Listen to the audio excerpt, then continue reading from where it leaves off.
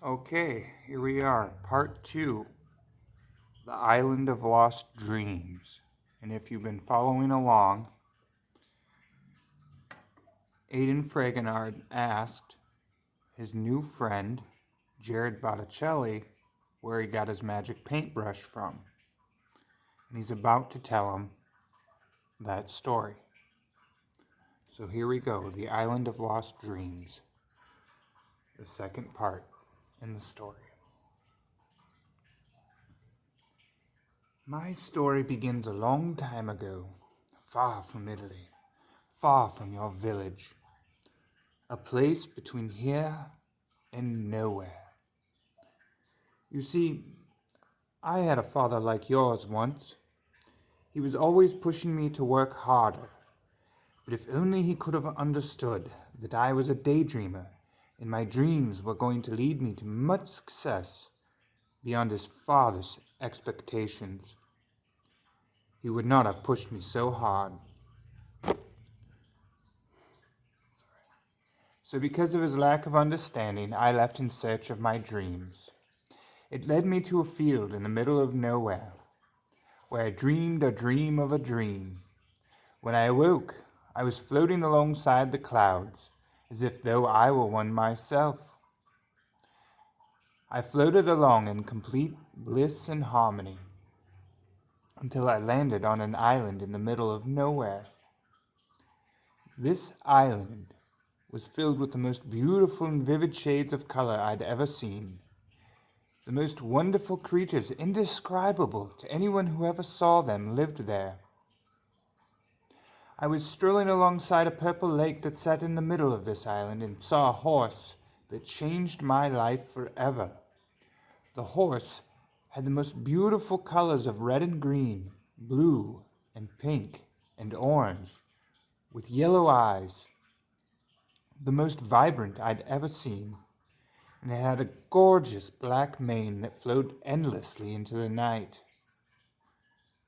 I sat down and watched the horse for a while. Then out of the corner of my eye, I saw a rock sprout legs, get up, and then walk away.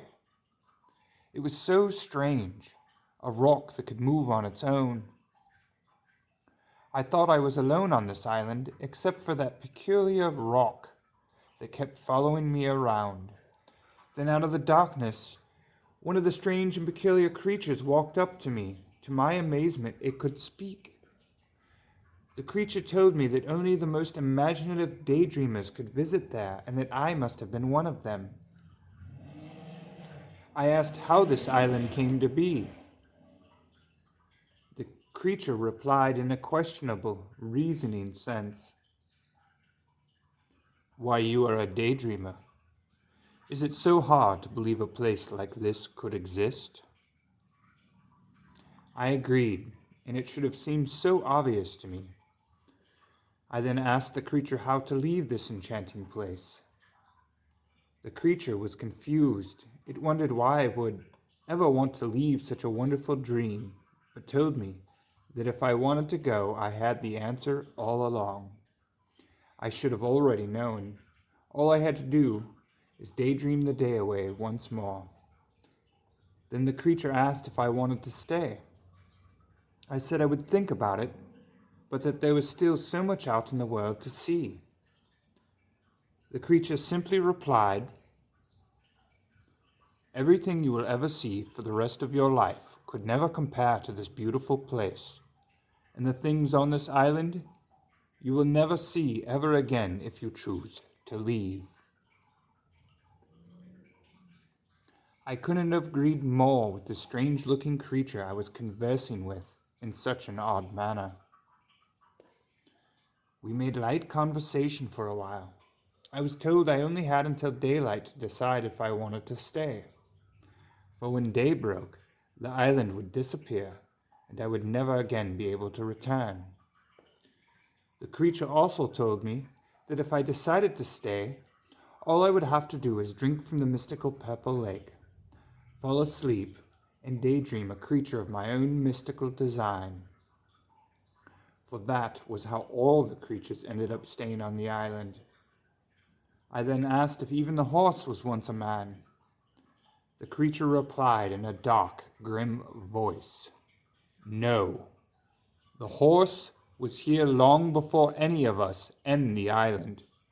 It is the lifeblood and creator of this beautiful place we call paradise. All inhabitants revere and admire the horse more than any other creature or amazing wonderment you have encountered." I thought everything the creature was telling me was so intriguing that I often think of this place and wished I had chosen to stay. The creature then left me alone the rest of the night to ponder on my decision. I sat by the lake the whole night looking at the horse, wondering what powers it held and where it had come from. But I couldn't daydream all night long. I had a decision to make. I knew morning would be approaching soon, and so I had to think fast. But the place was so awe-inspiring, it didn't leave me with much time to mull it over. So I walked over to this beautiful horse to say my goodbyes and to enjoy the rest of what the island had to offer. For some strange reason, when I approached the horse, it occurred to me that perhaps if I were to sample just a lock of its mane, I could take a piece of the island with me. After I had the lock of hair in my hand, I walked down by the beach. The island's colors began to fade and became less and less vivid as I rose into the sky and once again became one with the clouds. I floated along well into the day until I landed back in the field from where I dreamed this dream of dreams. When I awoke from my daydream, it was night. I thought none of this could have been real, just as you had thought. Then I remembered the lock of hair I'd taken from the horse. So I looked in my pocket. It was still there. Later on, when I made it back home to Italy, I had the lock of hair made into a paintbrush. That's when I discovered its magical properties. Well, my new friend, prince and heir to a poor kingdom, what did you think of my story? I'll see you on the next part.